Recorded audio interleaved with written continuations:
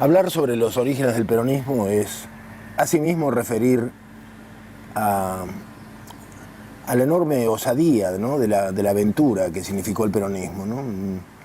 Sus proyectos ambiciosos, la valentía que demostró en un mundo que le era tremendamente hostil. Estoy refiriendo a la Segunda Guerra Mundial.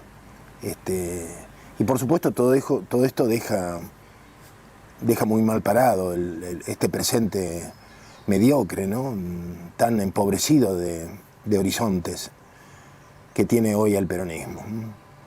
Yo creo que una de las cuestiones fundamentales es tratar de comprender al peronismo en los marcos de América Latina.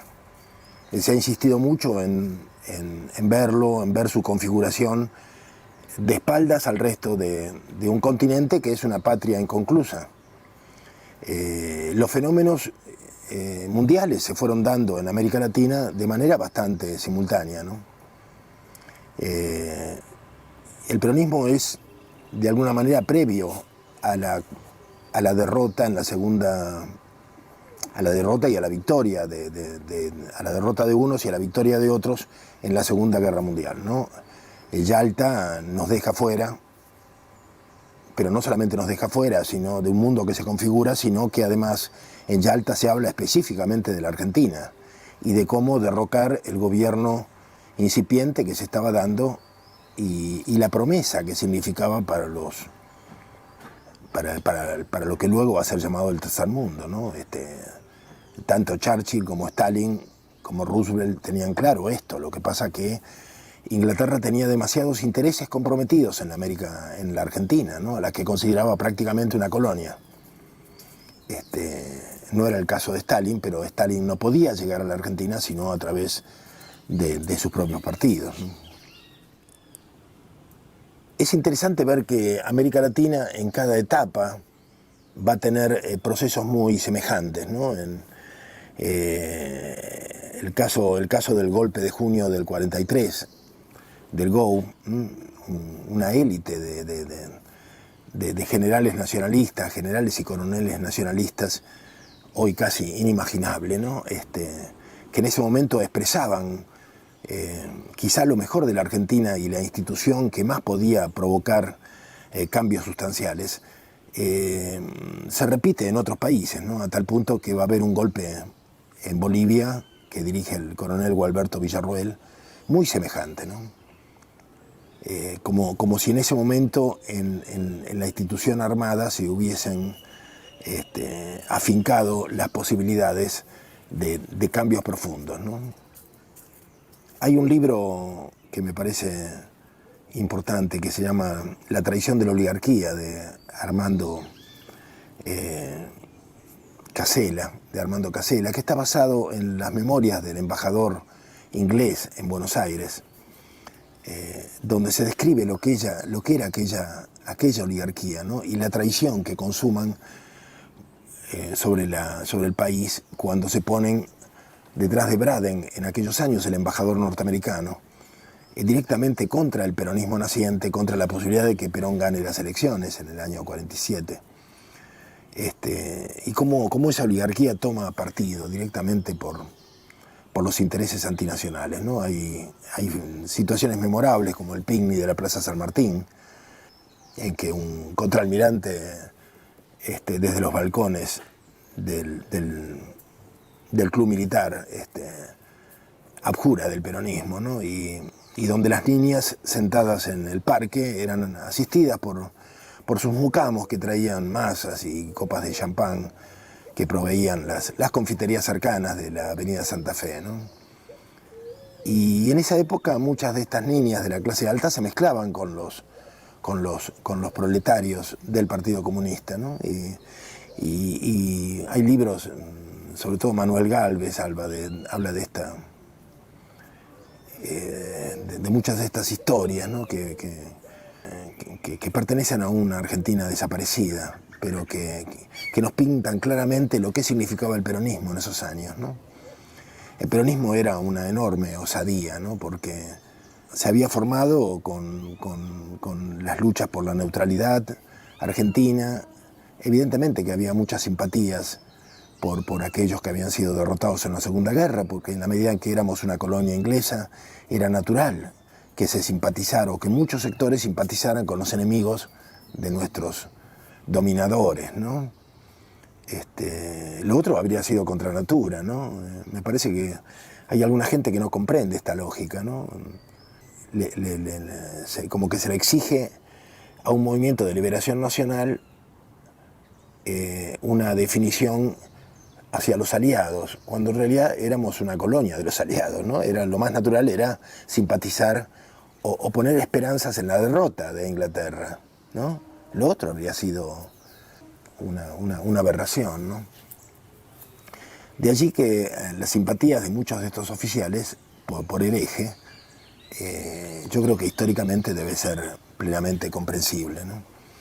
No obstante ello, Perón, que es dentro del grupo de oficiales, del grupo de oficiales unidos, de esta etapa nacionalista en que el ejército toma el poder, Perón es de los que tienen una mirada más a largo plazo y comprende la importancia de romper con el eje primero y después inclusive de declarar la guerra de una manera puramente oficial. No había ninguna posibilidad de poner en práctica nada, ni ninguna medida de guerra, por supuesto, pero las crónicas hablan de durísimos enfrentamientos a nivel de los generales, porque no todos estaban de acuerdo con esta adecuación al mundo que estaba cambiando, al mundo de Yalta concretamente, ¿no?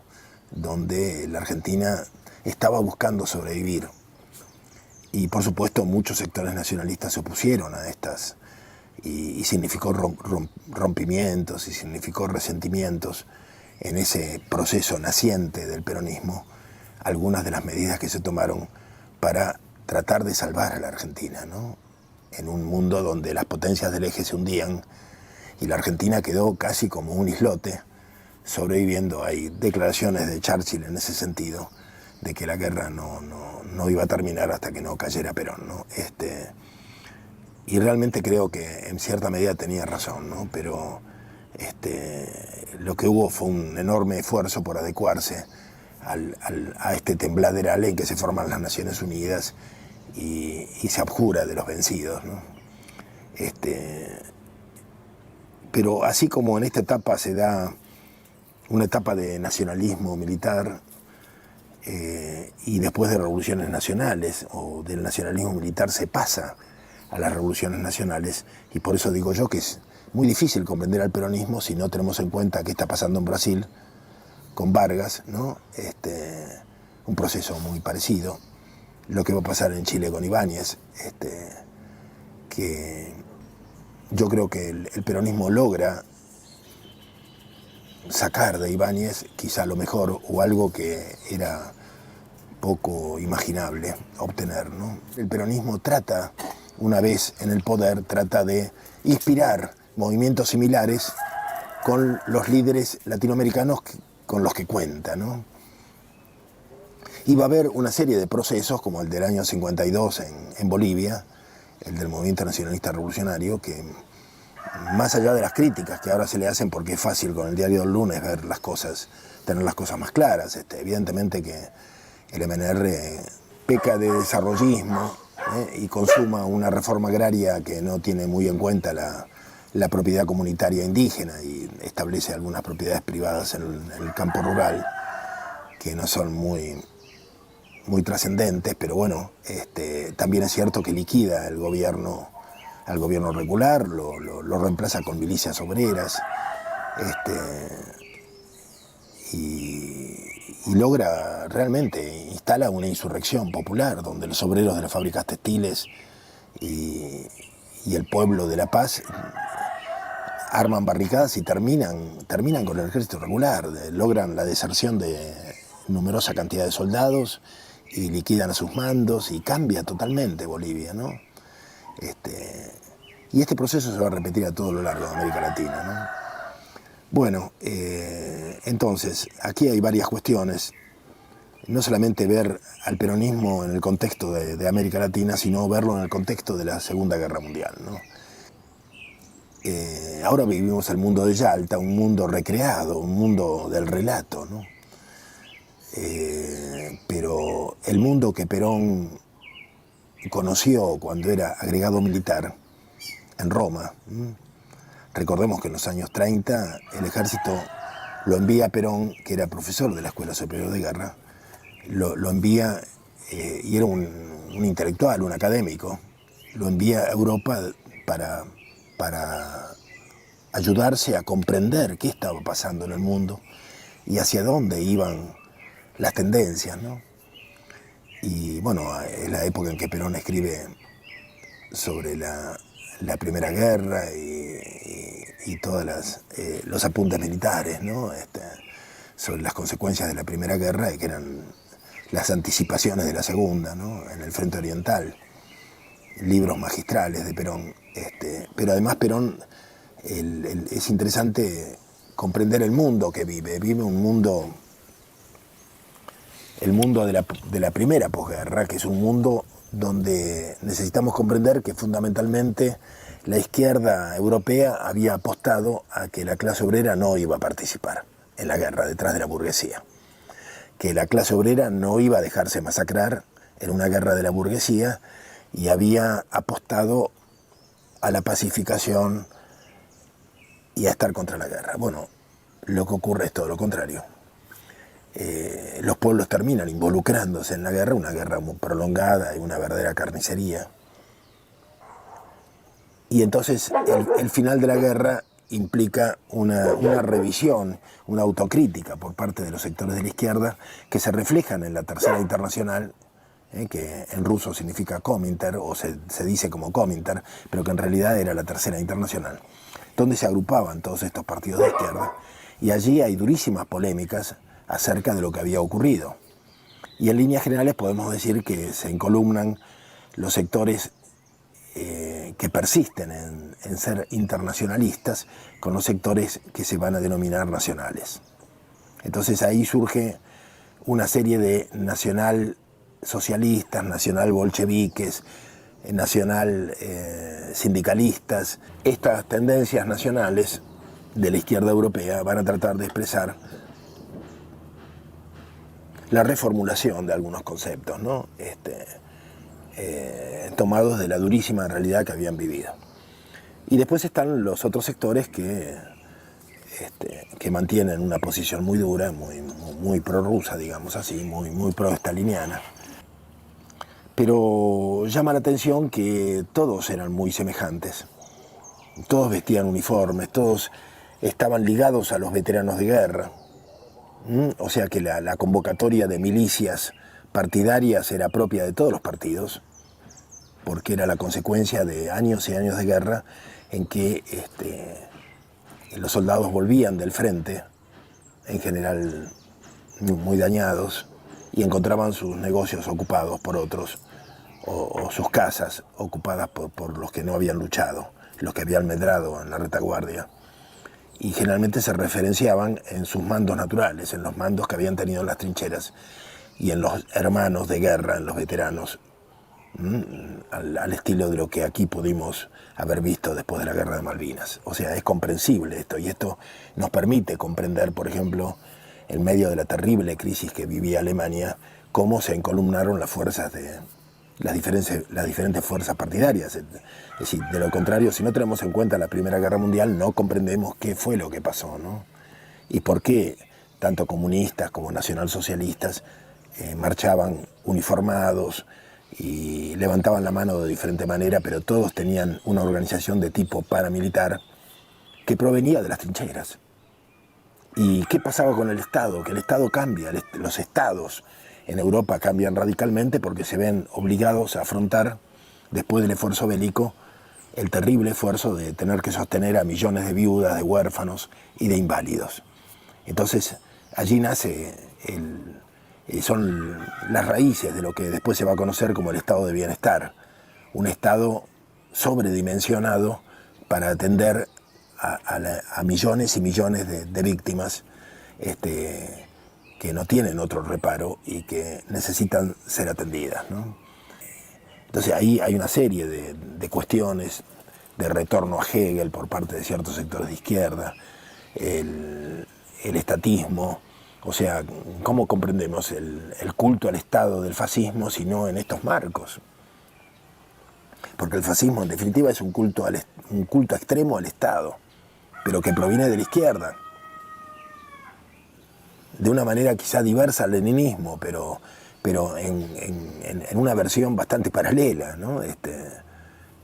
Y lo mismo el nacionalsocialismo, y lo mismo se va a dar durante la guerra civil en España a través de las diferentes variables que ahora nos cuesta comprender. A veces cuando leemos algunas expresiones de Durruti muy solidarias con José Antonio Primo de Rivera cuando fue detenido, o la amistad de García Lorca con Primo de Rivera, nos cuesta comprender que en realidad había una España agraria, donde las cosas podían resolverse de otra manera, donde los primeros falangistas y los anarquistas convivían en criterios muy semejantes, muy de parentesco, y que en cambio la España que instala Franco, el Opus Dei y el desarrollismo burgués es una España diferente, es una España urbana, desarrollista, industrial, anticampesina, que va a relegar al campesinado. Y bueno, comprender esto a mí me parece fundamental, y todo esto lo ve Perón. De alguna manera yo creo que Perón, cuando viaja por España consumada la guerra civil y ve los desastres que dejó una guerra fratricida, queda marcado por esto, y en el 55 es una de las cosas que quiere evitar, ¿no? Una guerra entre hermanos, ¿no? Por eso se marcha pensando que a lo mejor es posible que sus viejos camaradas del ejército continúen el proceso que había dejado, pero sin algunos aspectos irritantes que él expresaba, ¿no? Bueno, en eso se equivoca, evidentemente, pero uno ve cómo desde el 55 al 60, 62, se consuma en la Argentina de un modo semejante al de España sin la guerra civil, un proceso muy parecido, ¿no? Un proceso muy parecido donde la Argentina se moderniza con el frondicismo y con los sectores medios, se moderniza, se implanta el desarrollismo, la Argentina cambia profundamente, o sea, los hábitos del barrio, de la existencia argentina cambian, ¿no? Se instala el supermercado, se instalan los geriátricos, los velatorios, los abuelos ya no viven con los nietos, ni mueren, ni son velados en las casas, sino para eso está el geriátrico, el velatorio. El pequeño comerciante con su vieja libreta que anotaba las deudas de cada uno y con el cual había un trato directo, familiar, desaparece para instalarse el supermercado. O sea, hay cambios notables, ¿no? Los niños a una edad muy tierna van a tener un lugar, un kinder, un jardín de infantes donde ser atendidos. Es decir, todas estas cuestiones van a ir cambiando la existencia de la Argentina, y además una cantidad de industrias del servicio y en que además se le abre la puerta a las corporaciones internacionales con todo lo que ello significa. Y con esta propuesta desarrollista, que en definitiva siempre nos es ajena, porque es lo que se nos propone es el modo de vida de cierta clase media alta norteamericana. O sea, el desarrollismo es eso, no es otra cosa. Es la propuesta de la posguerra de vivir como la clase media norteamericana. Y es una forma de negar toda posibilidad alternativa de vivir a partir de nuestras propias experiencias, cultura y raíces, ¿no? Es una polémica que continúa. No hemos sido capaces de escapar al desarrollismo, todo lo contrario. Yo creo que los restos actuales del peronismo son totalmente desarrollistas. Y además la izquierda también se ha hecho desarrollista, ¿no? Se ha modernizado. Vamos a desarrollar estas ideas luego en otro sector. Pero bueno, volviendo entonces a la formación del peronismo, digamos, en aquellos años en que se rompe con la neutralidad para tomar posición contra el eje, por apremio a la situación internacional que no da para más.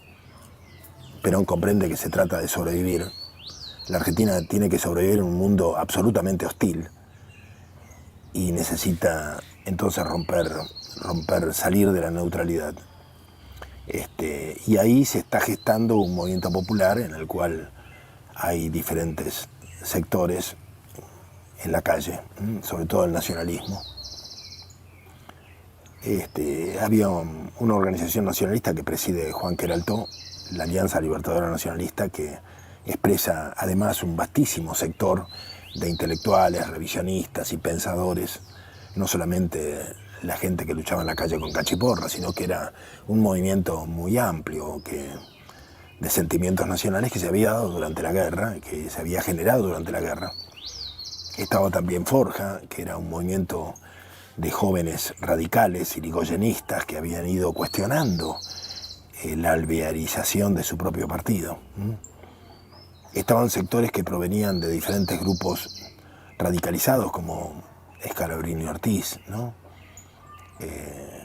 Y todo esto aparte de los oficiales militares, ¿no? Ese mundo de la posguerra argentina es donde se van a dar ciertas condiciones favorables para un estallido popular, el del 17 de octubre del 45, donde fundamentalmente yo creo que participa el Partido Laborista de Cipriano Reyes con todos las fábricas de Ensenada, de Berisso y Ensenada, los mataderos, y en general una playa de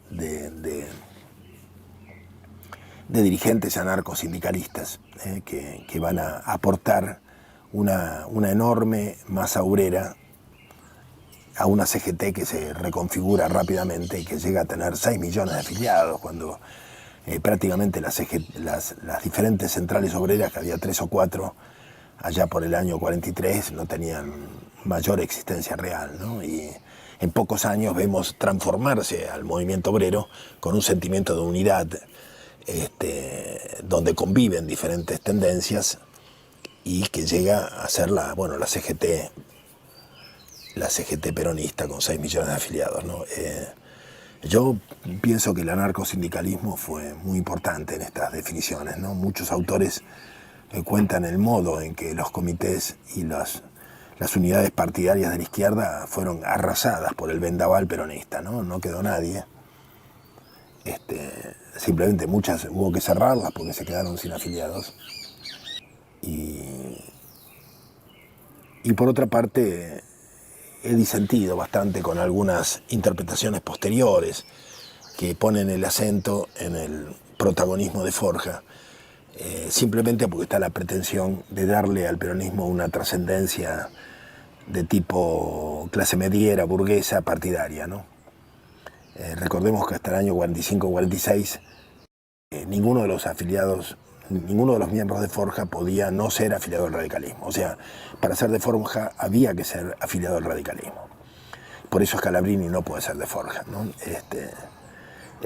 Hasta cierto momento, en el cual Forja ya sobre el 17 de octubre, Forja decide abrirse a cualquiera. Pero esto mismo de haber sido afiliados radicales va indicando el limitado techo de Forja, ¿no? En esos años, más allá de su influencia en los sectores medios, ¿no?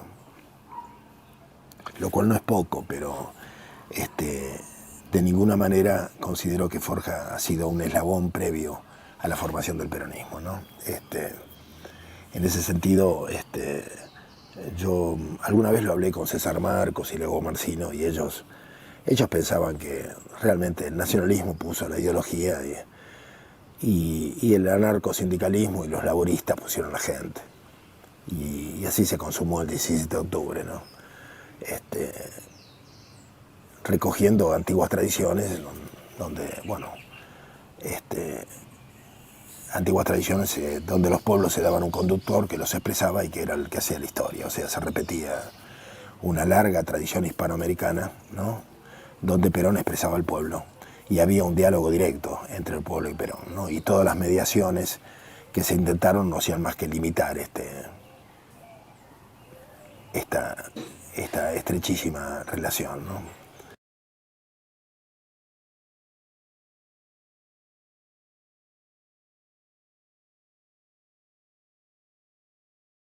Intentaría revisar un poco el 55, toda la caída del peronismo, porque me parece que hay rasgos bastante olvidados, ¿no? El racismo que implicó, el odio que hubo de por medio. Porque es verdad que desde el odio no se puede construir nada. Y a lo mejor eso ha marcado esta Argentina impotente, que no encuentra caminos. Porque me parece que aquel odio, aquel resentimiento nos marcó demasiado. La Revolución Libertadora puso en marcha un odio terrible de clase. Y es la razón de nuestro fracaso, ¿no?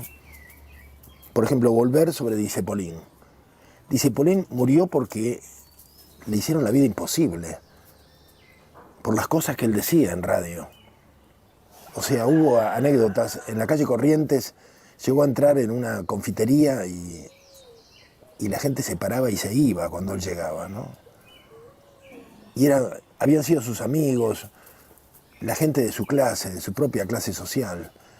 Se sintió muy mal, era un hombre muy sensible, dice Polín. Se murió de tristeza.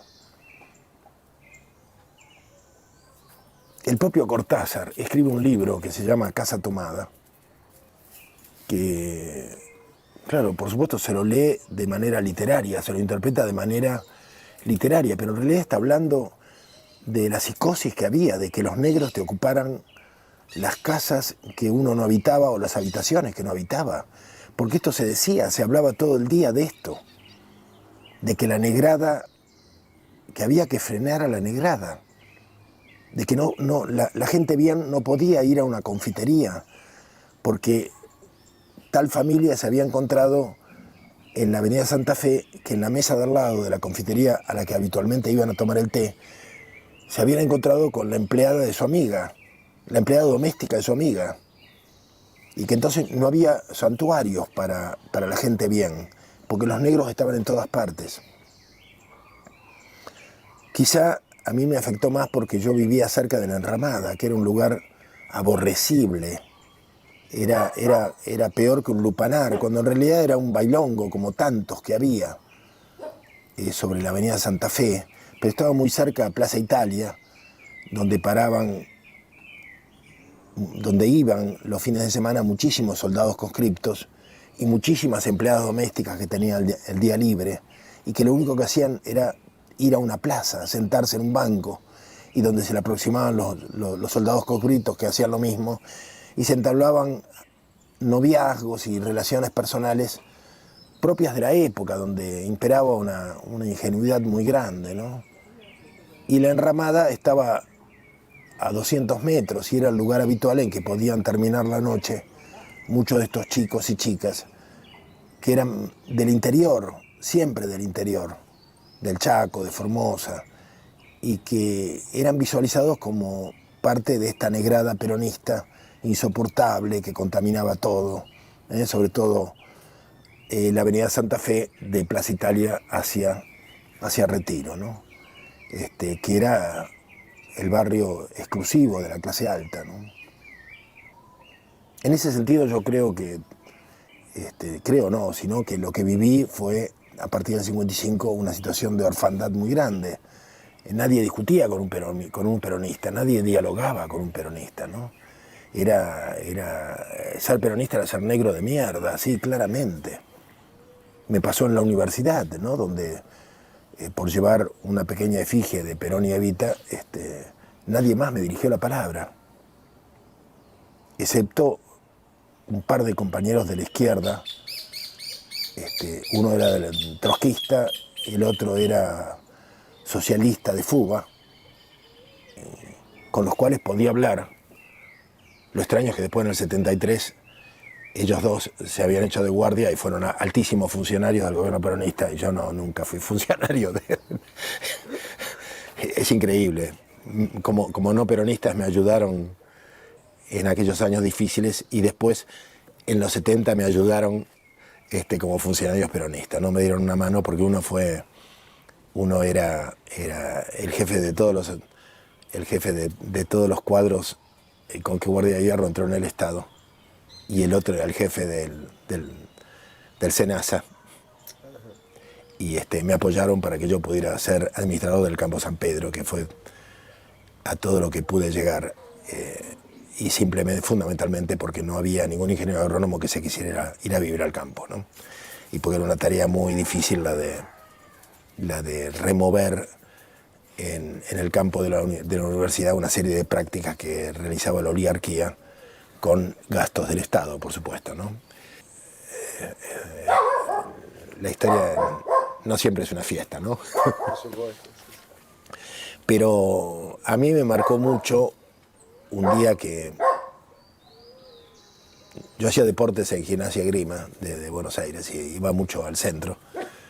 Era un mocoso de 15 años, larguiucho, y mi padre con buen tino consideró que me tenía que poner en un club. Y bueno, y tuve la suerte de encontrar un antiguo luchador húngaro que había estado en las Olimpiadas del 39 de Hitler, luchador de grecorromana, que lo convertía en mi maestro. Y bueno, eso me rescató bastante, ¿no? Y en una de estas oportunidades iba por la calle Corrientes y presencié algo que me impresionó mucho, que es propio de esta época. Estoy hablando del año 56. Un borracho gritó "Viva Perón", en plena calle Corrientes llena de gente. "Viva Perón, carajo". Estaba totalmente borracho. Un grupo de mujeres, pero que se formaron ahí, no estaban agrupadas, sino que espontáneamente se le lanzaron encima, a golpearlo, a patearlo. Y el hombre caído, semidesvanecido, rodaba por la vereda y le pegaban con los paraguas, para que aprendiera, ¿no? Estoy hablando de señoras que estaban mirando vidrieras, que estaban de compras. Me marcó profundamente, ¿no? Un año después nosotros organizamos algunos comandos de la Juventud Peronista en esa misma calle Corrientes, y las lecciones que les dimos fueron inolvidables para esta gente, ¿no?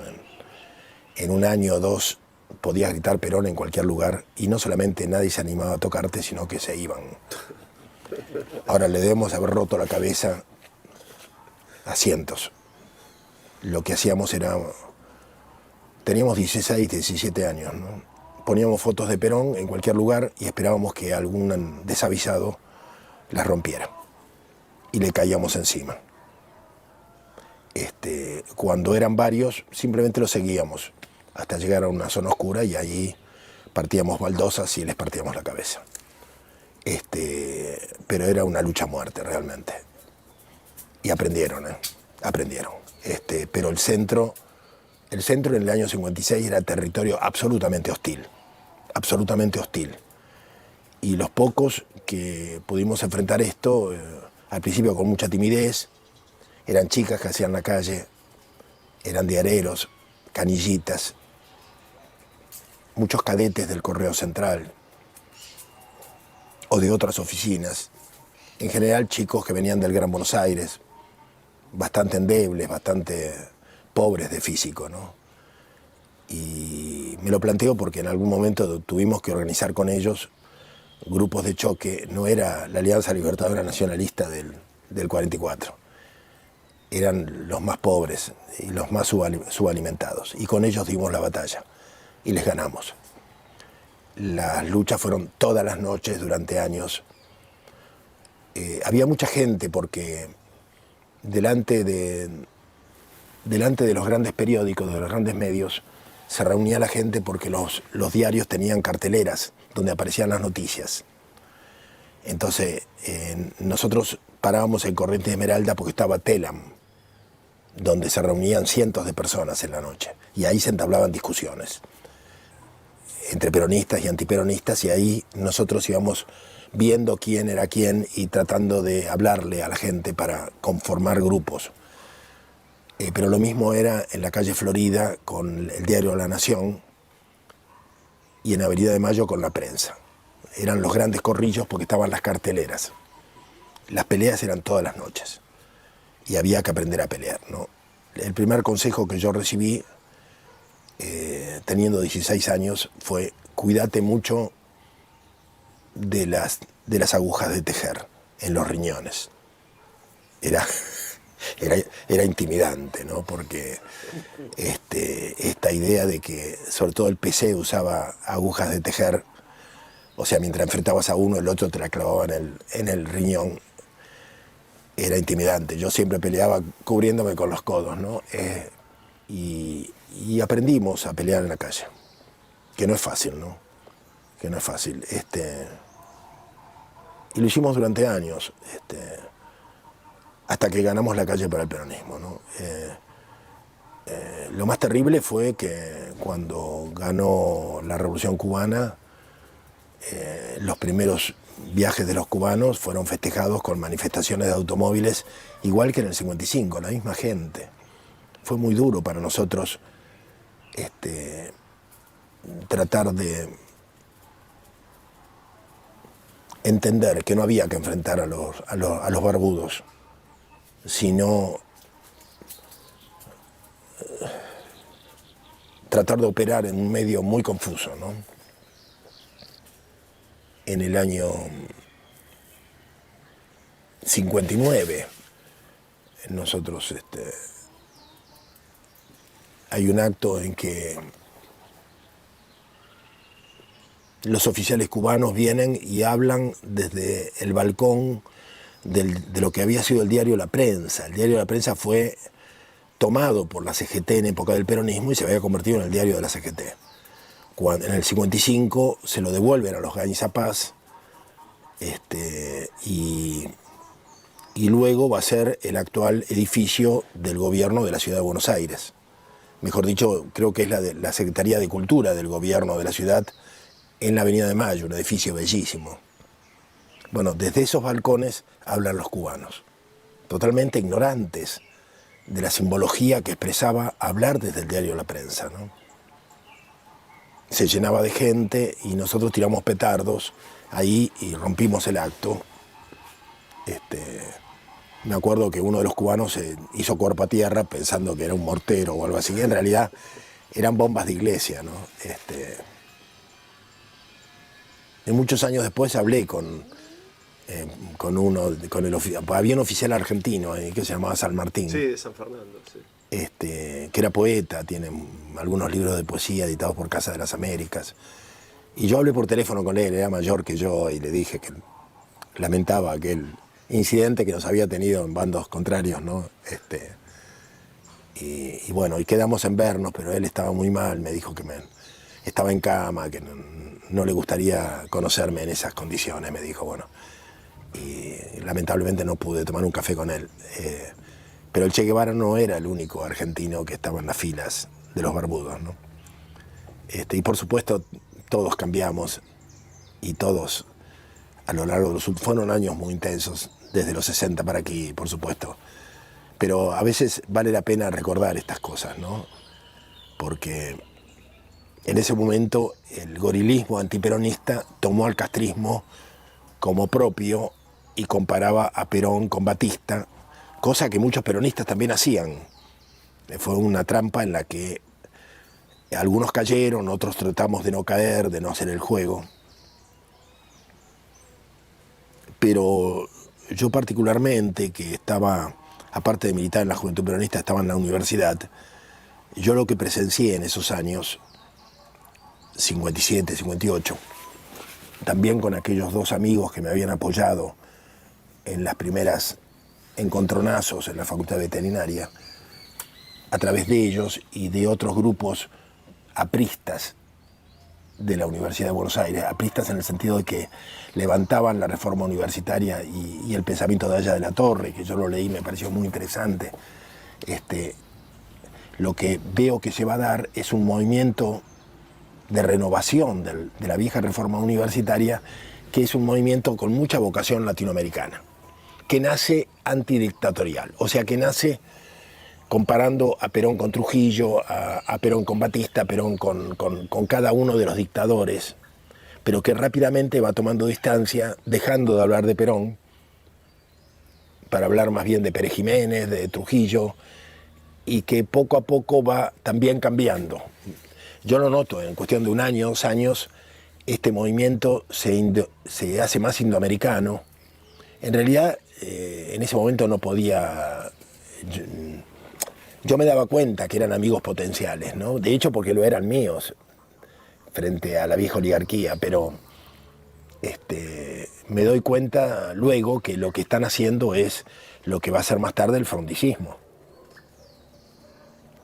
Son los que unos años después seducen a John William Cook en Santiago de Chile, en su departamento de Providencia, cuando el gordo se escapa de la cárcel y se reencuentra con su amor, con Alicia Guren, y esta gente empieza a llegar al departamento de Cook, y eran tipos realmente muy seductores, porque eran tipos muy interesantes. Era una izquierda nacional.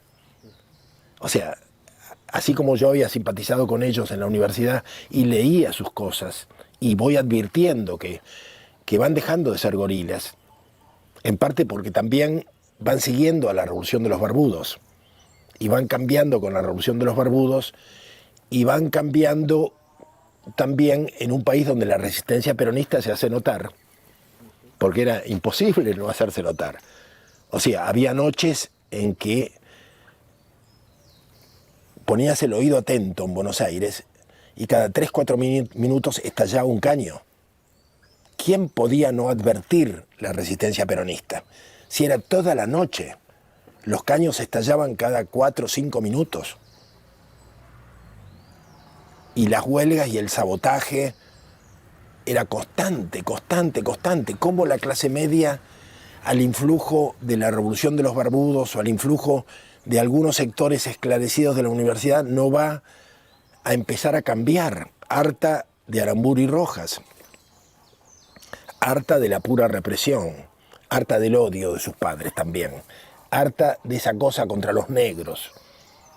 O sea, los hijos de Mordisquito empiezan a cambiar, a simpatizar de alguna manera con algunos sectores peronistas y empiezan a promover un movimiento universitario que va a terminar en la UCRI, dividiendo el radicalismo, dando nacimiento, recogiendo las viejas banderas del aprismo y de la reforma universitaria y terminando en un proceso muy interesante, pero que es parte de la modernidad y del desarrollismo, ¿no?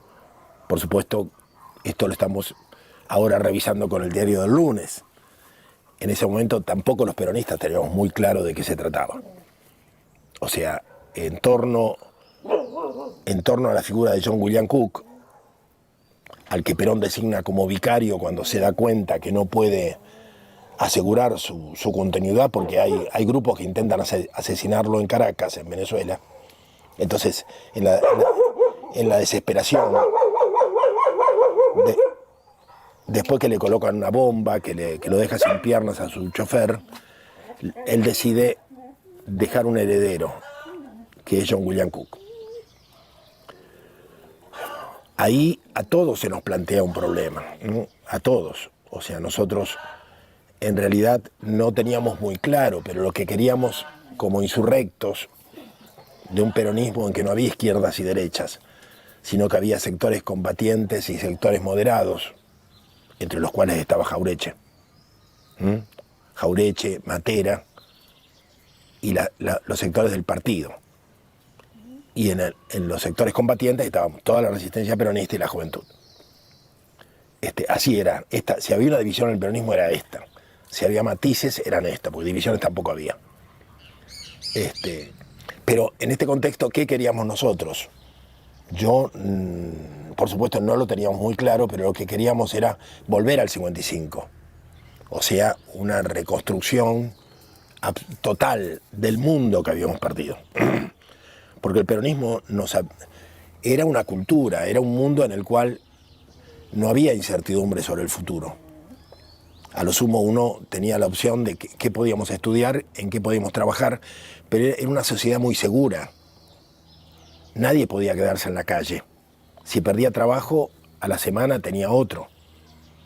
Si por algún motivo te estafaban o lo que fuere y perdías tu casa, y el gobierno te daba otra casa. Si un accidente te dejaba sin padres, había innumerables instituciones para recoger a los huérfanos de una manera honorable, ¿no? O sea, era una sociedad segura, en todo sentido, para los patrones y para los obreros, para los estudiantes, para las familias. había una contención barrial, había una contención en las redes de amigos, había una contención en los parentescos. No se hablaba de los derechos humanos, se hablaba de los deberes, todo el mundo tenía deberes. En la escuela nuestros padres participaban de la cooperadora y teníamos el vaso de leche, el pan, la factura, todos los días.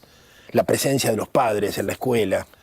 En el barrio era lo mismo, los problemas se resolvían en el barrio. Los vecinos se reunían y decidían y contenían a los chicos. Nosotros jugábamos en la calle siempre. Es decir, no había otra manera de jugar más que en la calle o en los salones o en los jardines de las parroquias, de la iglesia, en cada barrio. Pero la contención era total.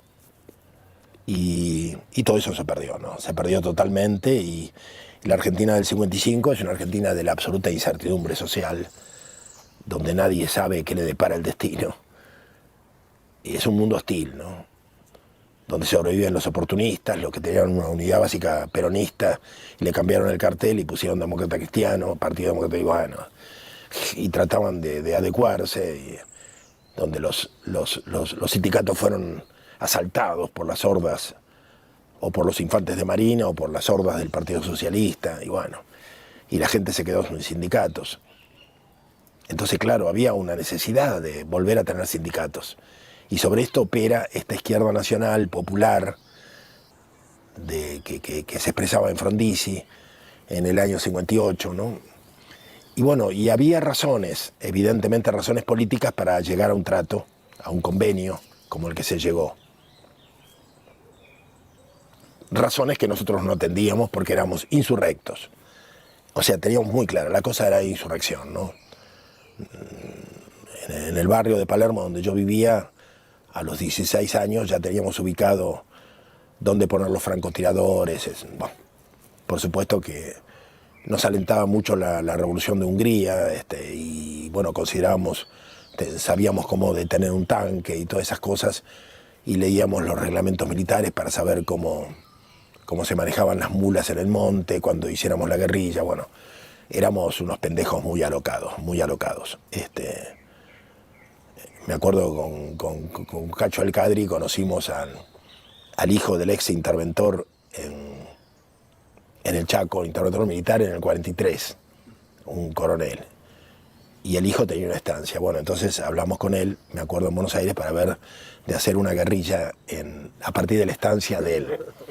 Porque él aseguraba que con todos los hijos de los peones, él contaba, para llevarlos en armas al monte. Bueno, entonces empezamos a recoger material y todo para irnos para allá y empezar la guerrilla, una cosa, teníamos 17 años, ¿no?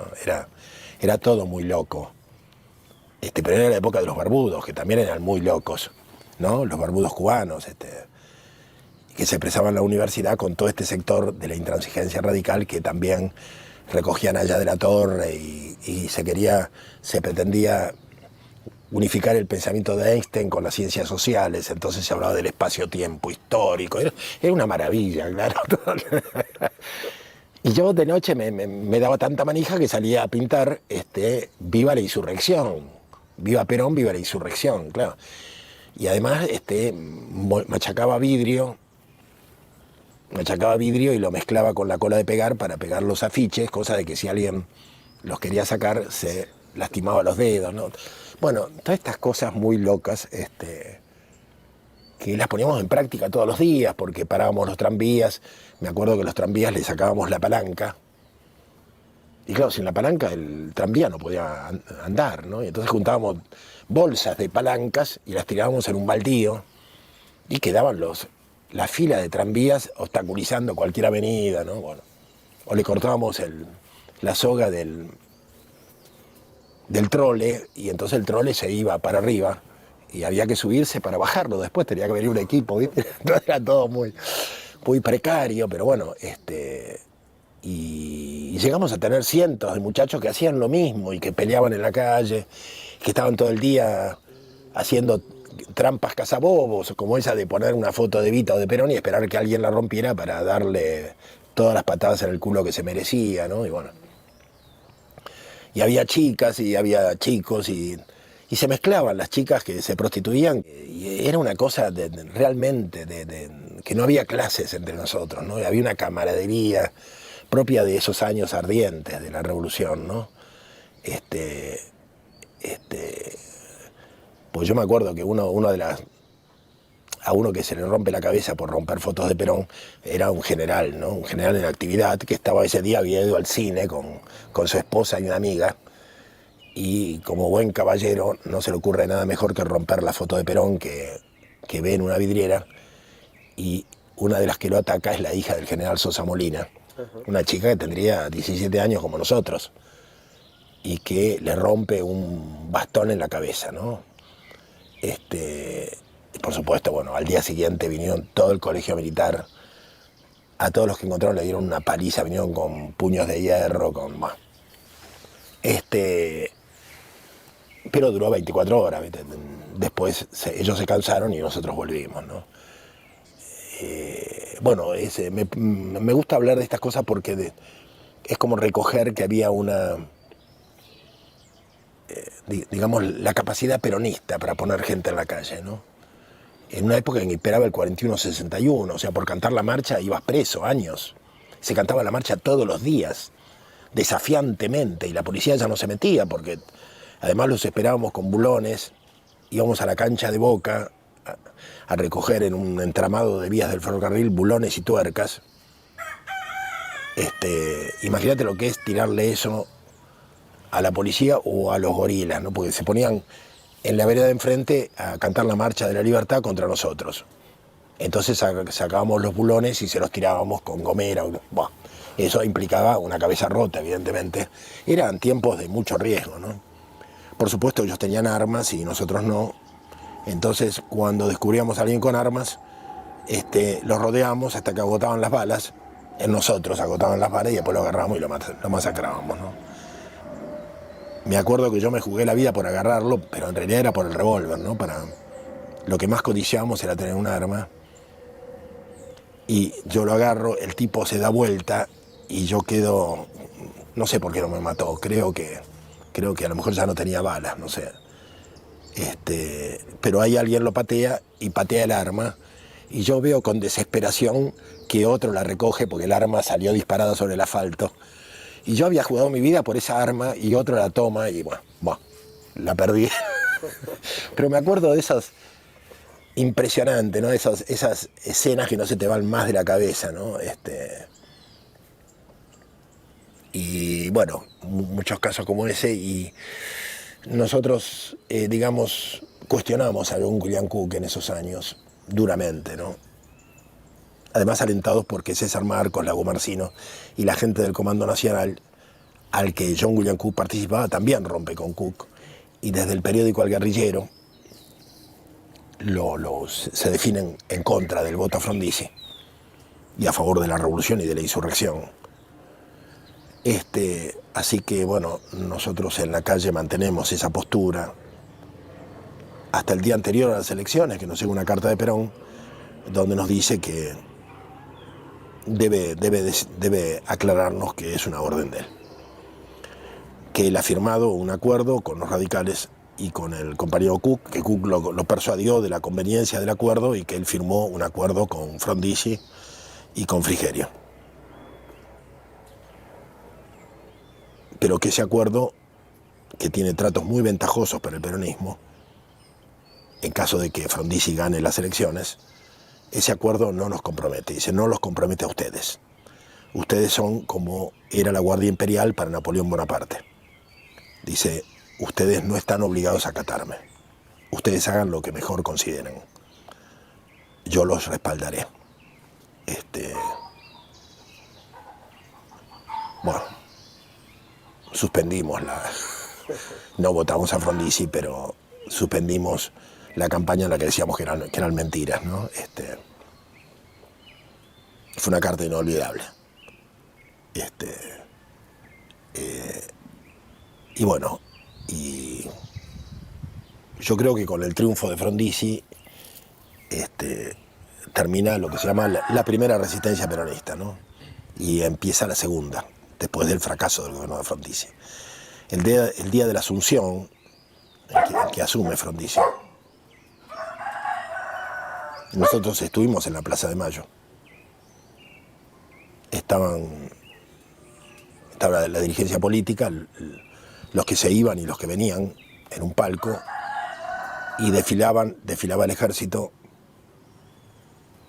por la calle delante de la Casa Rosada, y después en la plaza estaba el pueblo entre comillas, ¿no? Porque radicales no había muchos, y por lo menos las primeras 10 filas eran todos compañeros nuestros, que no sabíamos qué hacer, gritábamos Perón y Frondizi un solo corazón, Perón sí, otro no, bueno, una serie de cuestiones, hasta que a un compañero, Osvaldo Agosto, siempre fue muy imaginativo, fue un gran creativo publicitario, ¿no?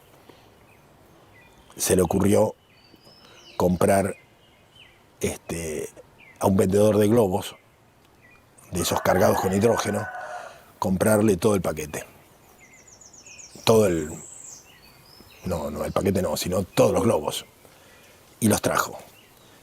Y a cada globo le colgamos una de esas fotos que colocábamos en las paredes, que eran una especie de postales de Perón y Evita, que eran todas anteriores al 55, pero las unidades básicas tenían miles de esas fotos, de manera que nos quedaron, y entonces a cada globo se le ponía una foto de Perón o de Evita, y los lanzábamos. Y fue muy, muy impactante porque los globos iban danzando sobre las tropas que desfilaban, hasta el punto que uno de los oficiales que iba con el sable le intentó dar un sablazo a uno de los globos, se le escapó. Bueno, las risotadas pusimos en ridículo a toda la ceremonia, ¿no? Con esos globos, porque además eran decenas de globos con Perón que iban por arriba de la tribuna donde estaban los funcionarios, e incluso subieron y pasaron por arriba de la Casa Rosada, ¿no? Y bueno, nos divertimos mucho. Por supuesto, las cosas no salieron como se preveía. Frondizi había hecho un acuerdo con la dictadura, no solamente con Perón, e incumplió muchas de sus promesas, ¿no? Empezando por el petróleo, que pensaba nacionalizar y no lo hizo, y continuando por el intento de privatizar el Lisandro de la Torre, que era el frigorífico y mataderos municipal de la ciudad de Buenos Aires, y que va a provocar una huelga de los obreros del frigorífico y el levantamiento de todo el barrio de Mataderos. Pero bueno, ahí comienza lo que yo he denominado la segunda resistencia, ¿no? Que es, de alguna manera me parece que es necesario analizar cuidadosamente, porque también implica un enfrentamiento del peronismo con la propuesta desarrollista de modernidad y de progreso, un tema que se ha olvidado.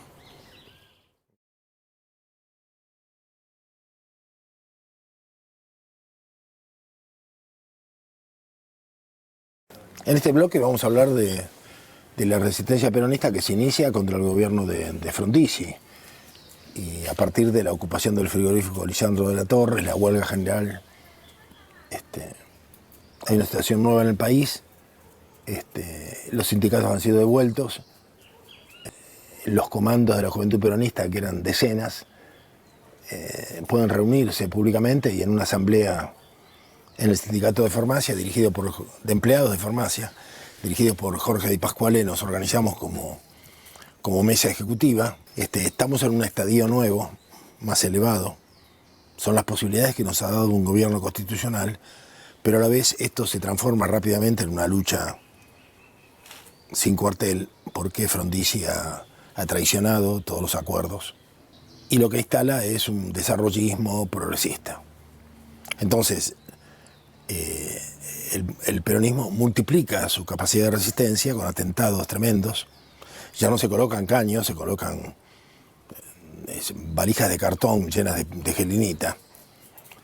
Se le vuela a la casa a algunos militares. Hay un atentado terrible en la Shell de Córdoba, por ejemplo. Hay atentados impresionantes, y el gobierno se siente obligado a aplicar un viejo plan de conmoción interna del Estado, que se llama Plan Conintes, y se desata una feroz represión, ¿no? Eso es en el año 60. Vamos a ser condenados entre 300 y 400 militantes peronistas. Muchos son torturados, es como un mini golpe del 26 de marzo. Se tortura en la escuela de mecánica del ejército, no de la marina.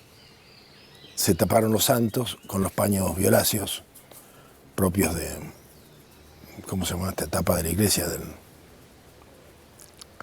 Bueno, se cubren los santos y se arma ¿La Inquisición? No. Se cubren los santos y se utiliza el local para torturar gente, picanear, ¿no? Se habilita un salón de la cárcel, de la vieja cárcel de Las Heras, que la ponen a cargo de Gendarmería, el pabellón 6, y va a ser el de los presos con INTES. Para los que tienen condenas de 25 años, se habilita la cárcel de Ushuaia, se reabre un pabellón de la cárcel del fin del mundo que Perón había cerrado. Se reabre y se los coloca ahí en un clima terriblemente inhóspito, ¿no? Un frío glacial, celdas de piedra. Y para otros se habilita Rawson y Viedma, ¿no? A mí me toca Viedma. Previo a una estadía en la cárcel militar de Magdalena, nos llevan a Viedma. Fue muy duro, ¿no? Pero a mí me parece importante porque recuerda que el peronismo fue insurrecto, que el peronismo era revolucionario y que luchamos contra el desarrollismo y contra la modernidad progresista que se nos ofrecía. En el año 62, algunos sectores del peronismo muy implicados en la cosa política partidaria logran instalar la candidatura de Framini Anglada, que ganan la provincia de Buenos Aires y el gobierno tiene que desconocerla, ¿no? Esto acelera las contradicciones internas del gobierno, donde pujaban en el bando militar los colorados y los azules. Y entonces la cosa se complica mucho hasta que en el año 63 los militares deponen a Frondizi, ¿no? Que estaba muy desgastado por el peronismo. Pero es una etapa que se ha olvidado mucho, ¿no? Mucho se ha olvidado. Porque nos recuerda un momento clave en la historia del peronismo, de cómo fuimos reprimidos con un plan, con consejos de guerra, con un plan de conmoción interna del Estado, con condenas de por vida, con torturas, con asesinatos. Y que todo esto expresaba el fracaso de la anterior estrategia gradualista que había intentado John William Cook. Cook, a raíz de estos errores, queda totalmente... es desconocido por el peronismo como líder, Perón lo anula su nombramiento y el gordo Cook queda como delegado de la Revolución Cubana. Se proclama marxista-leninista en acuerdo con un proceso de la Revolución Cubana del cual también tenemos que hablar. Porque la Revolución Cubana ha sido mistificada, tergiversada desde los orígenes, ¿no? La Revolución Cubana, la Revolución de los Barbudos, está en la entraña de una dialéctica propia de la historia de los movimientos populares en Cuba. De hecho, Fidel había sido anteriormente líder del Partido Autonomista. Cuando la muerte de Gaitán en Colombia, que se produce el famoso Bogotazo, yo creo que debe haber sido en el año 52, 53. Un poquito antes, sí. Un poquito antes, 51, no sé. Bueno, se estaba realizando en esa ciudad de Bogotá un gran congreso latinoamericano impulsado por el peronismo para confrontar desde organizaciones estudiantiles universitarias a los Estados Unidos y a sus organizaciones, ¿no? De manera que había un gran encuentro y uno de los que está invitado es Fidel, que termina en medio de la represión que desata el ejército colombiano por la muerte de Gaitán, queda en la calle y es rescatado por la embajada peronista. A raíz de lo cual Fidel, al decir de Alcira, queda fichado como agente peronista en Cuba, ¿no? Bastante graciosa la anécdota, ¿no? Pero digamos que estos años 60 al 63, cuando son liberados los conintes, es una etapa, y el resto de los 60, es una etapa muy rica, porque es la etapa donde se empiezan a conformar una serie de elementos ideológicos que van a fijarse en los años posteriores, ¿no? Son los años en que la Revolución Cubana lamentablemente se declara marxista-leninista. Yo creo que en un momento de extrema debilidad, para sobrevivir, para comprometer al bloque socialista en su defensa, abrir mercado para el azúcar y el níquel que se le vende a la Unión Soviética y a los países del este. Y de alguna manera tienen que negar su propia historia, su propia historia movimentista, y algunos de los principales líderes que no tenían nada de comunistas, como Camilo Cienfuegos o Fran País, que en realidad eran cristianos y eran otro tipo de líderes, ¿no?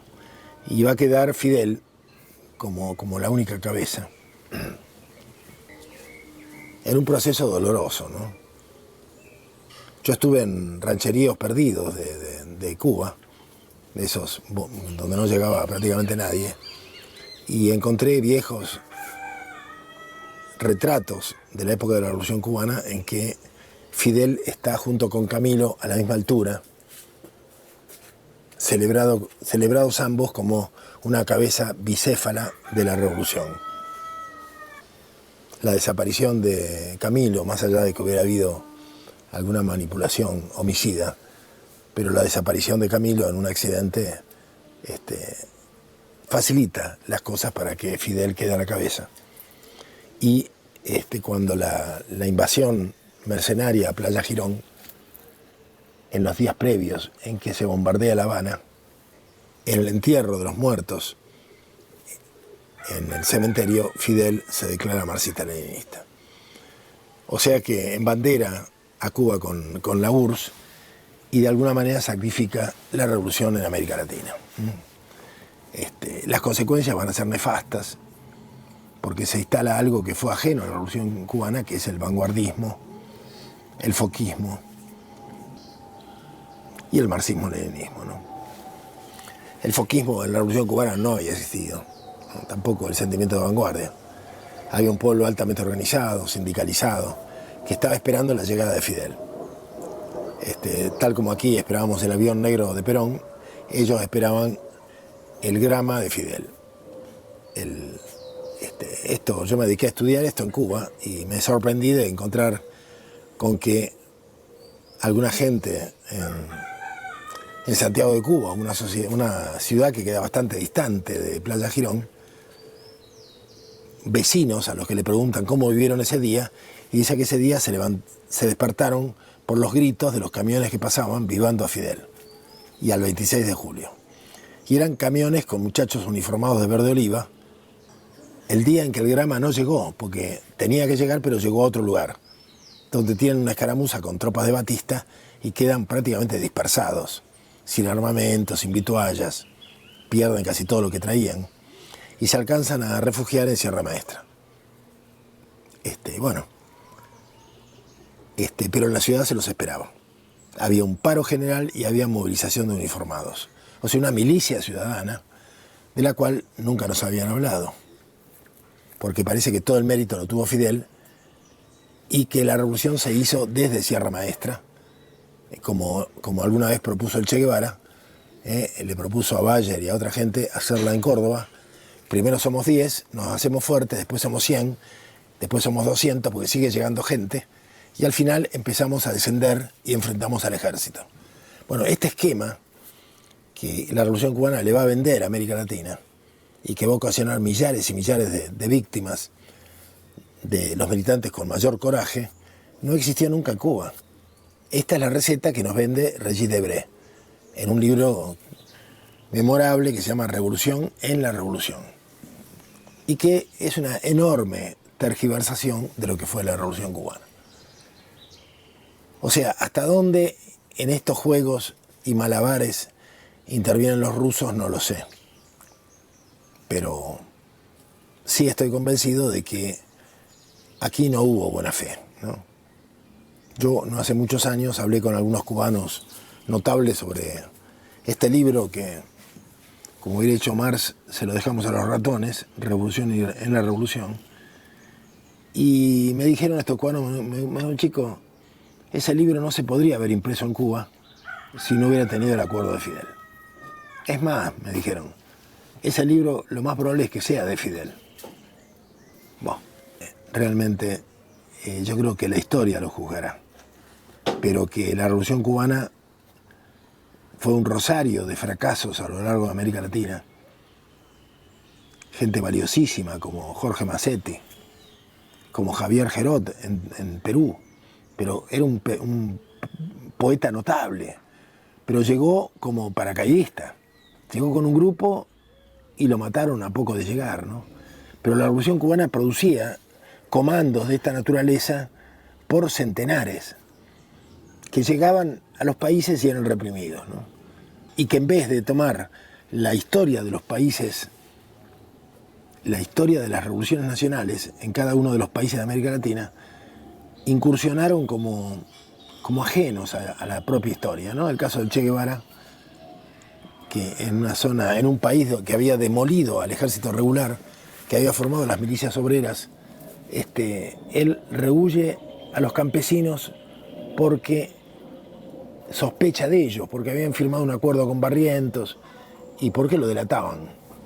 Terrible, bueno, esto es el fracaso político de la guerrilla, a lo cual sucede inevitablemente el fracaso militar, que siempre es muy doloroso. Ver a un líder enorme como el Che Guevara muerto por la soldadesca, a mí me afecta, así como verlo a Benito Mussolini muerto y vejado por un grupo de partisanos bolcheviques. Es siempre doloroso, ¿no? Ver el modo en que lo matan a Gualberto Villarroel en La Paz, ¿no? Que lo cuelgan de un farol, una banda de forajidos. El modo en que, tantos otros líderes que pueden haber sido cuestionables, pero que van a terminar de manera vil, ¿no? Volviendo a esta segunda resistencia peronista, donde los cargamentos de explosivos llegan de Mendoza o de San Juan, de las minas, donde los propios obreros y los encargados de los depósitos de explosivos roban y mandan a Buenos Aires, donde además va a haber una guerrilla, la guerrilla del Utrunco, ¿no? Que da un golpe en Frías, en Santiago del Estero, y de ahí, con el armamento de la comisaría, se marchan a Tucumán. Y después numerosos intentos, ¿no? Yo conté alguno un poco infantil que nosotros preparábamos. Y todo tipo de atentados y asaltos, ¿no? Nosotros, la Juventud Peronista de Buenos Aires, cae por asaltar un destacamento del aeronáutico.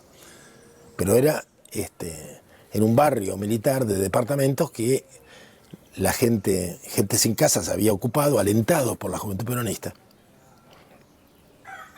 Llega entonces la aeronáutica y cerca el barrio y arma un vivac para que esta gente se vaya. No los dejan salir a comprar provisiones, tampoco permiten que otros lleguen a visitarlos. Entonces nosotros asaltamos el vivac. O sea, dentro de un plan político, ¿se entiende? No éramos militaristas. El concepto de vanguardia no existía en nosotros.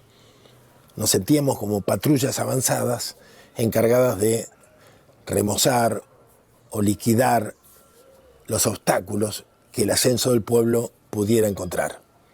Pero siempre tuvimos conciencia de que éramos anticipados, éramos un grupo dispuesto a una especie de dispositivo de disparador para el proceso insurreccional. Entonces aquí hay varias cosas que pertenecen al campo cultural y que van a ser modificadas violentamente en los años posteriores. Primero, esto de servir al pueblo, de que la militancia era un servicio y de que los grupos avanzados en realidad no intentaban ser la vanguardia de nadie, sino patrullas avanzadas que removieran los obstáculos. Esto va a cambiar totalmente, se va a imponer el vanguardismo, el foquismo, que van llegando desde esa revolución cubana a la que se le han cambiado los códigos, que ahora es marxista-leninista. Y la impregnación que todo este modo de pensar produce en nosotros va a llegar a situaciones casi grotescas, ¿no? Como en el año 64, cuando Perón está prácticamente con un pie ya en el avión de Alitalia para volver, y dentro del MRP, del Consejo Superior del Peronismo, que era el Cuadrumvirato y el MRP, en ese nivel se decide liquidar a Bandor. O sea, en ese momento, cuando Perón ya está casi embarcándose, se decide resolver la contradicción interna del peronismo, que era el bandorismo. Es de manual, pero de manual de marxismo, ¿no? Traducido al castellano por los cubanos.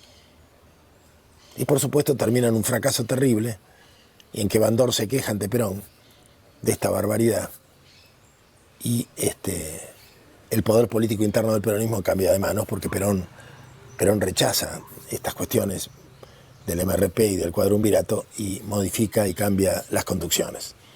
El resultado es, en buena medida, el fracaso del retorno del 64, ¿no? Para peor, una de las expectativas que seguramente Perón tenía era quedarse en Brasil con el gobierno de Goulart, que estaba en la línea de Vargas, y bueno, un golpe militar en el 64 lo saca a Goulart, instala una dictadura, y bueno, y Perón se queda sin alternativa, ¿no? Entre el gobierno de Ilia, que le pide al gobierno de Brasil que lo intercepte al avión, y bueno, es obligado a volver a Madrid, con todas las consecuencias de haber transgredido, haber transgredido los acuerdos y asilo que tenía con Franco en España, ¿no? Este es un periodo entonces muy, muy cargado, ¿no? En que yo creo que hay una autocrítica que no se hizo sobre estos años, ¿no? Yo pertenecía a los sectores más combativos, los que se involucraron en la guerrilla, en la ocupación de puestos de militares, en la colocación de atentados. Es decir, nosotros volvimos en esos años 60 sobre el viejo proyecto insurreccional, que de alguna manera se sintetizaba en la consigna de todo o nada.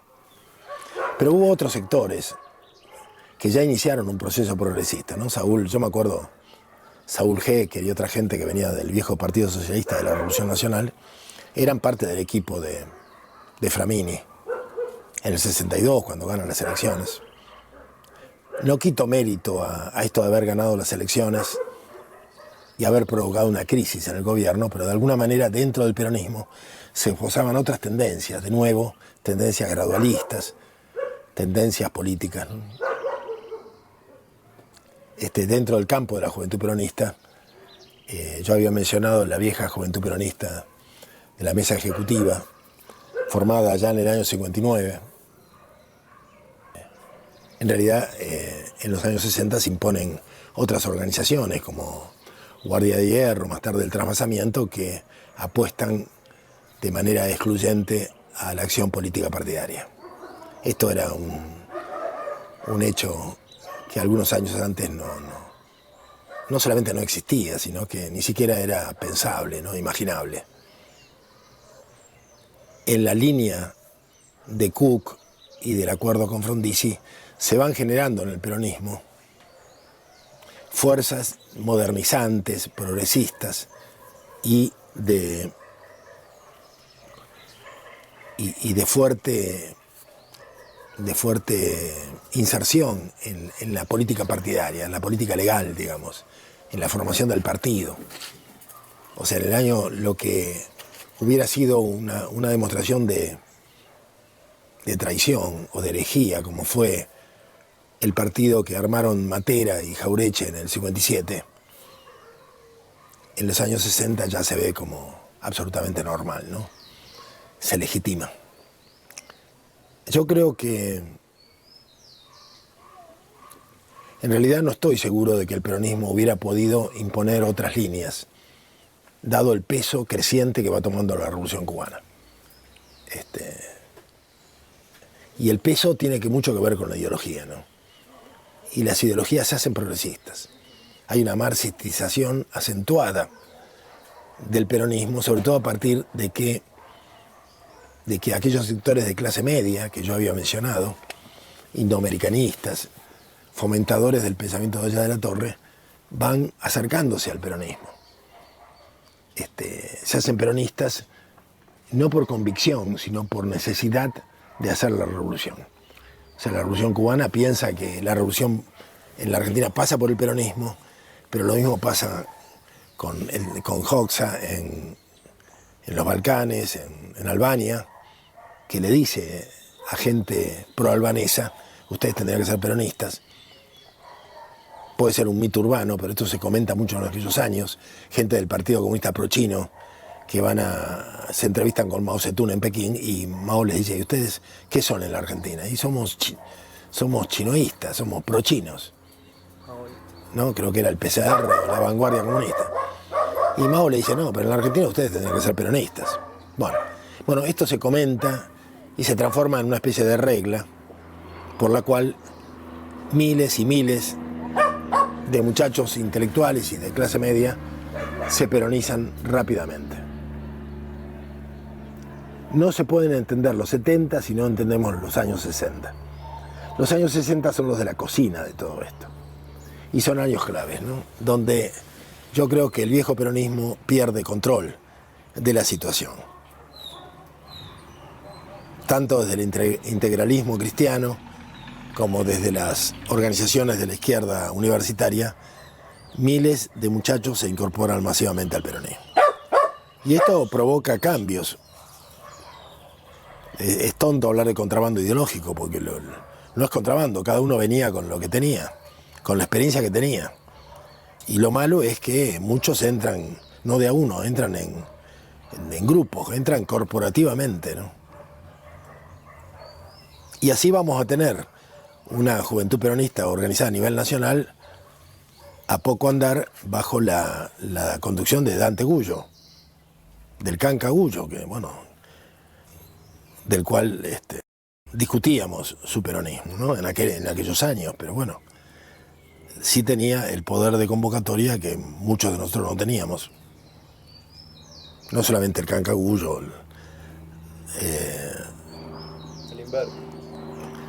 Garimberti, la gente de Jaén, la gente de, ¿cómo se llama? El del operativo Malvinas, Dardo Cabo. Cantidad de gente se incorporan y van matizando la juventud peronista con diferentes camisetas, pero son una realidad imposible de no ver, ¿no? Que nos cambian, ¿no? Lamentablemente, aquel peronismo salvaje, antimoderno, va quedando totalmente tapado, ¿no? No tiene la capacidad de continuar liderando a estos procesos de sectores medios, ni de clarificar una postura revolucionaria de otro tipo.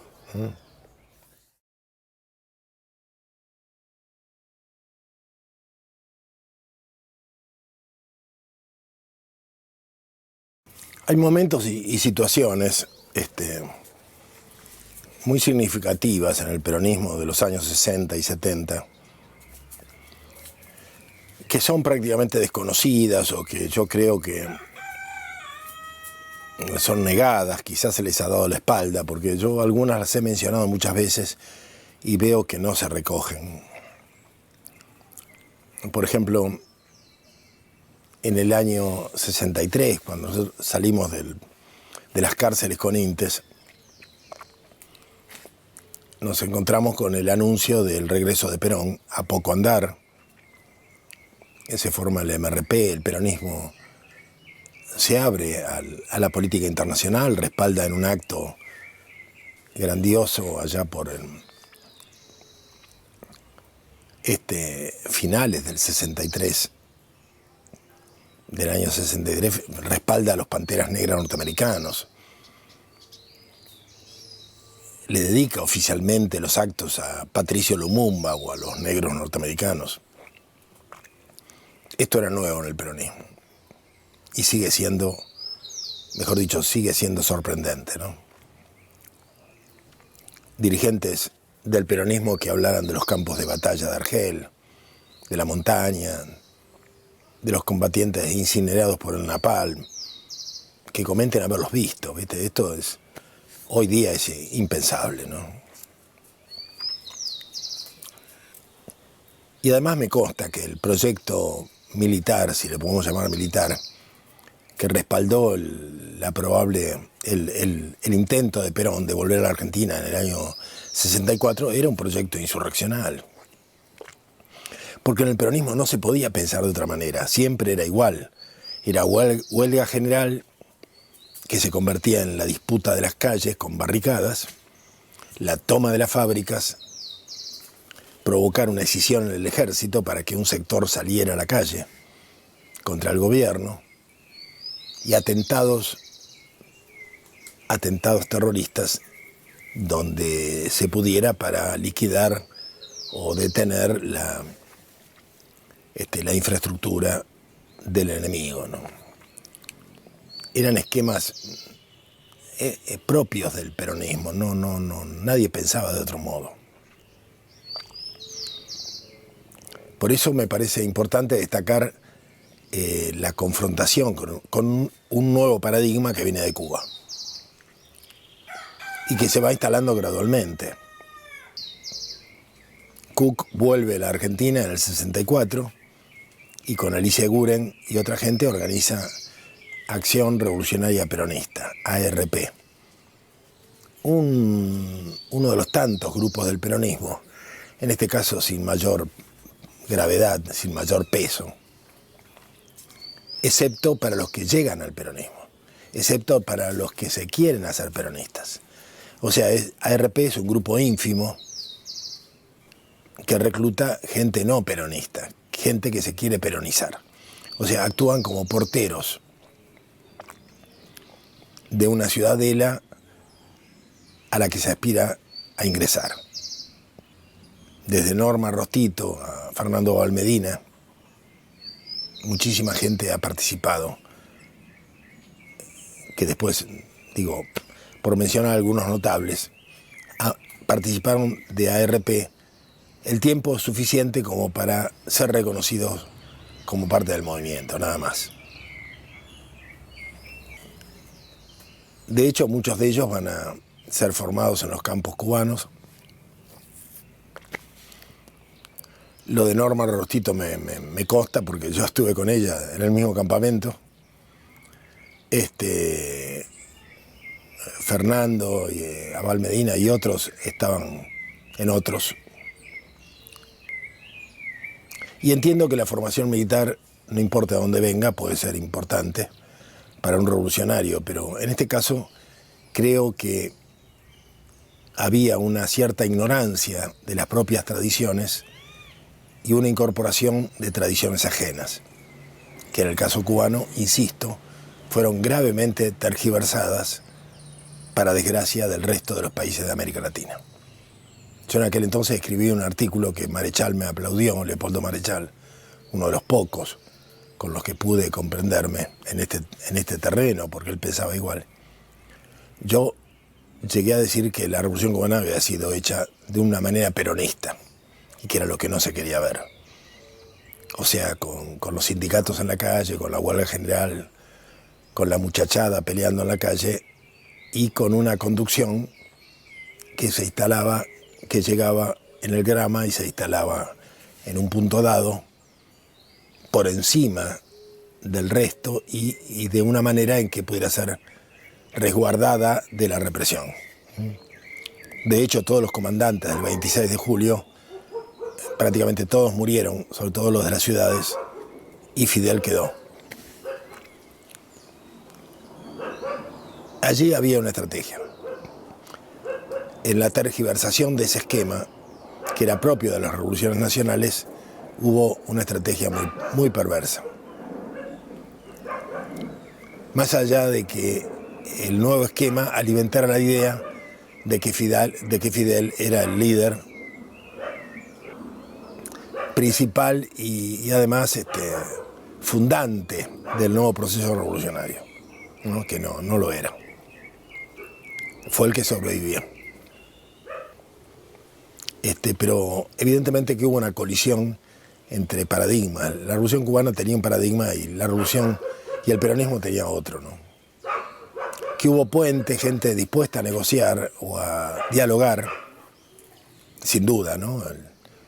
En el año 64, un grupo de intelectuales peronistas que estaban en La Habana son conversados con John William Cook para que intercedan ante Perón, para que lo reciba.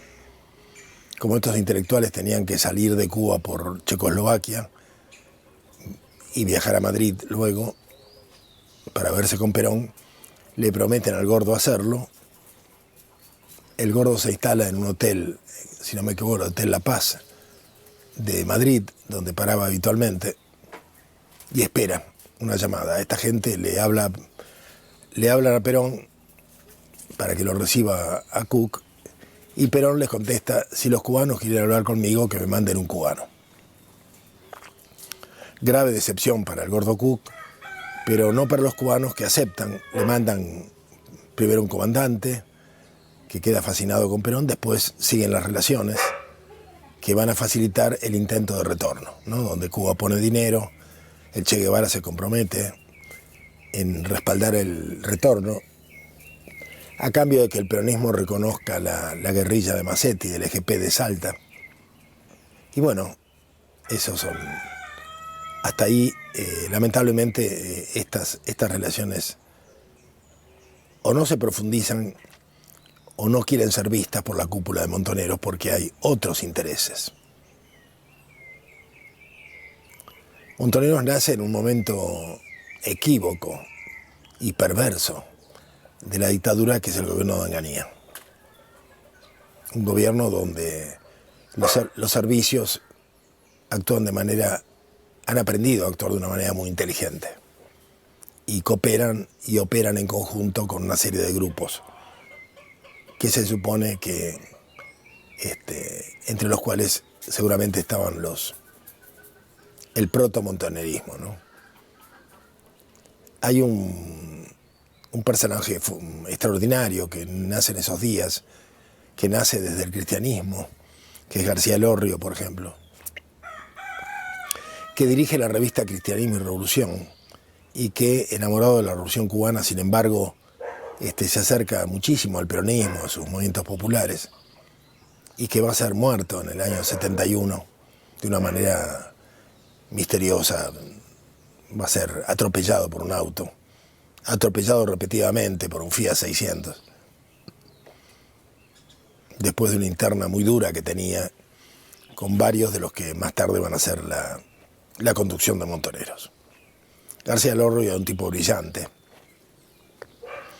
Ese tipo de liderazgo que yo vi en Carlos Mujica o en Julián Licastro, que además fascinaba a Perón, ¿no? Perón amaba a este tipo de personajes. Quizá les recordaban mucho de lo que había sido su propia formación, ¿no? Pero bueno, de los 70 se ha dicho mucho. Todo ese intento de peronización de la clase, de los sectores medios, se pone a prueba duramente en los 70 con la llegada de Perón, como si lo hubieran idealizado, como si hubieran imaginado un Perón que iba a hacer el socialismo directamente, y se encuentran con un Perón que se abraza con Balbín y propone la unidad de todos los argentinos, con un proyecto social como el que arma con Gelbar y con Rucci, un pacto social, y por supuesto deciden no dejar las armas y continuar la guerra. Grave error que los lleva a quedar aislados del pueblo argentino, a cuestionar el liderazgo popular gravemente, como lo hacen en la Plaza de Mayo, el 1 de mayo del 74, y facilitar el camino hacia la dictadura militar genocida del 76, ¿no?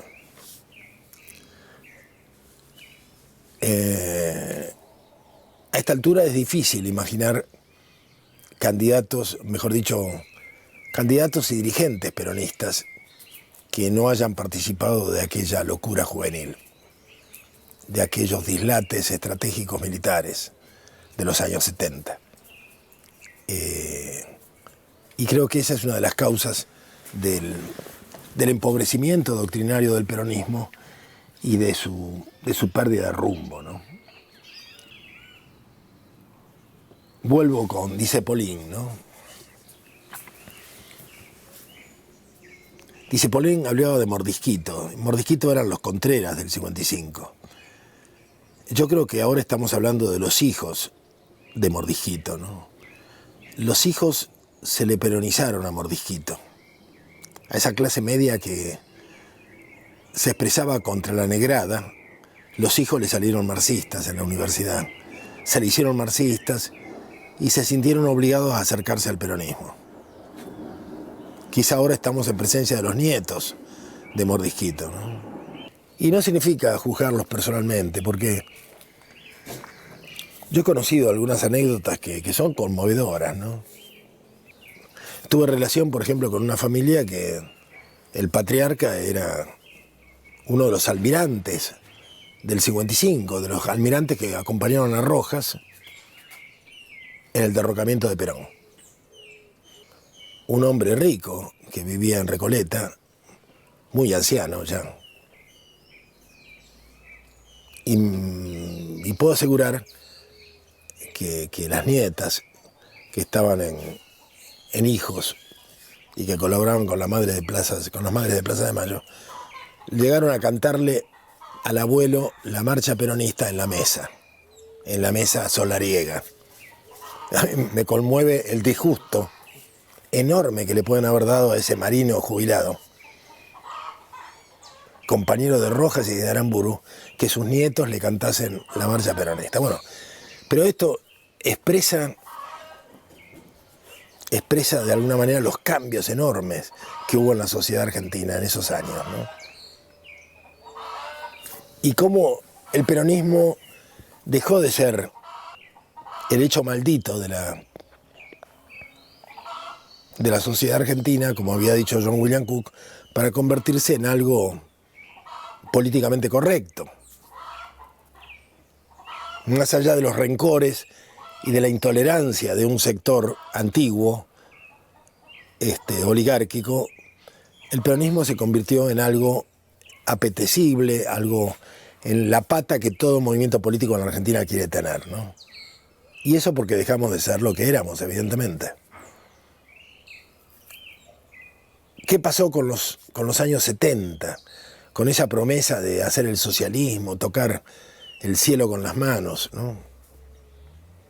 Que todo terminó en una masacre, en un genocidio, en terrorismo de Estado, que el país retrocedió 50 años y que esa juventud escarmentada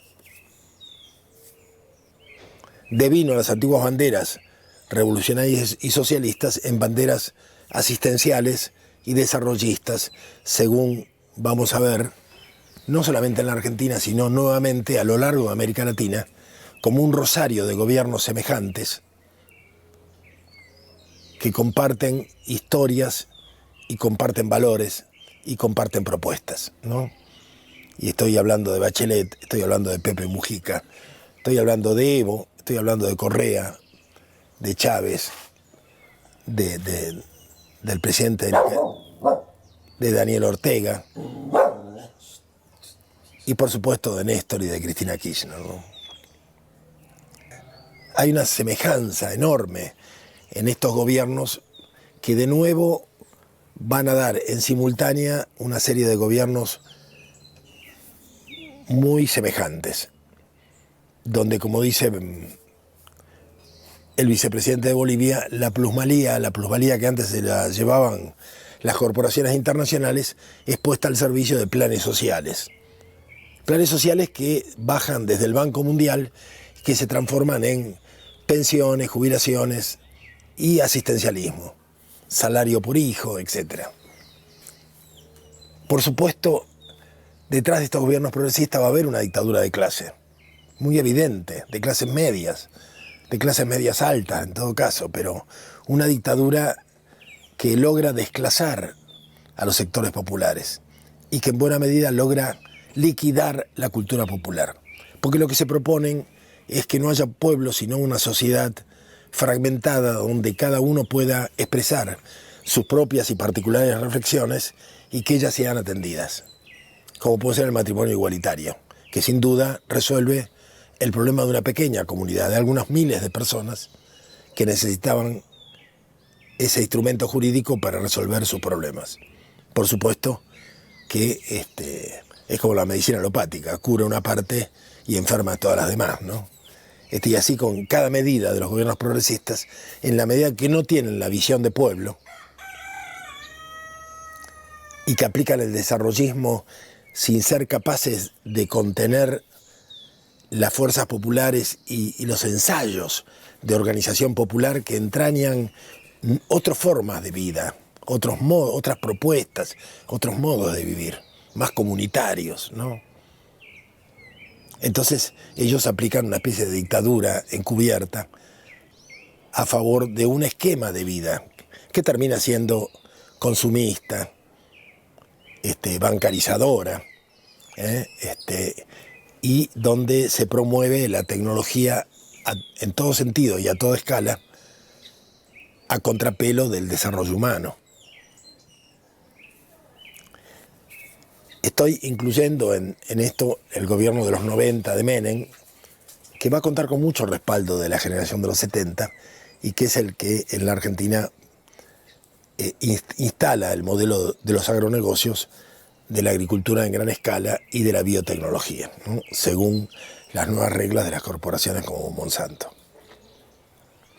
Y estos son esquemas que vienen con mucho respaldo de Cuba, también. O sea, yo creo que cuesta salir del dominio de esta generación de los 70. De alguna manera todavía estamos dependiendo de ellos, de su mala conciencia y del escarmiento que recibieron, de la enorme mortandad de gente que hubo durante la dictadura militar. Estamos dependiendo del cansancio, de sus frustraciones, a todo lo largo de América Latina. Lo peor es que han logrado reproducir muchas de sus equívocos y de sus errores en las nuevas generaciones. Y en el caso particular del peronismo, han logrado que olvidemos algunos de los más trascendentes mensajes o propuestas de Perón. Uno es el documento del año 72 a los pueblos del mundo, que va a ser acogido y escuchado inclusive en las Naciones Unidas, porque ese documento lo lee Yolanda Ortiz en el plenario. Y eso va a ser olvidado o reemplazado por esquemas en el sentido que dice Gustavo Grogo Patel, que las nuevas fábricas no son las que conocíamos, sino las nuevas fábricas son las que provoca la manipulación biotecnológica de las semillas, porque hoy una semilla puede producir bioplásticos, biocombustibles, forrajes, una cantidad de cosas. Entonces esa sería la nueva fábrica. Y lamentablemente el PJ lo invita varias veces, varias oportunidades lo invitan a hacer retórica sobre estas cuestiones en los congresos partidarios y parecieran haber comprado este relato, ¿no? Y el peronismo se moderniza y se hace progresista, desconociendo la devastación del medio ambiente, desconociendo también el mensaje de Perón del 72, que da como tarea que la Argentina produzca alimentos sanos, de la mayor calidad, como si hubiera sido un destino el de producir alimentos sanos, ¿no? Y todo lo contrario, sometemos al hambre a nuestra propia población o la sometemos a la ingesta de comida chatarra. El peronismo, junto con muchos movimientos progresistas de América Latina, sirven al desarrollo de China como fábrica del mundo. y comparte con Eleuterio Fernández Huidobro, el senador uruguayo ex Tupamaro, o con Fidel Castro, que China no es o con Atilio Borón, que China no es un imperialismo, sino que es la hermana mayor, a la que le debemos agradecimiento por las cosas que nos envían. Lamentablemente, el 90 y pico por ciento de lo que nos envía China son tecnologías y altas tecnologías, y el 90 y pico por ciento de lo que le enviamos son forrajes y commodities, o sea, sin valor agregado. Y eso, les guste o no les guste a la gente de izquierda, y más allá del marxismo chino, eso es una relación colonial, absolutamente colonial.